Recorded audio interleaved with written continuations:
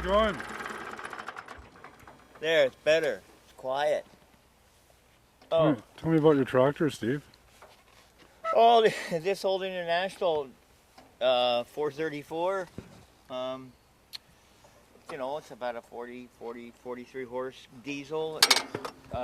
Vintage is early 60s. I just had to put a few bucks into this thing this spring, but you know, I've had it for, wow, I don't know, 20, 25, 30 years.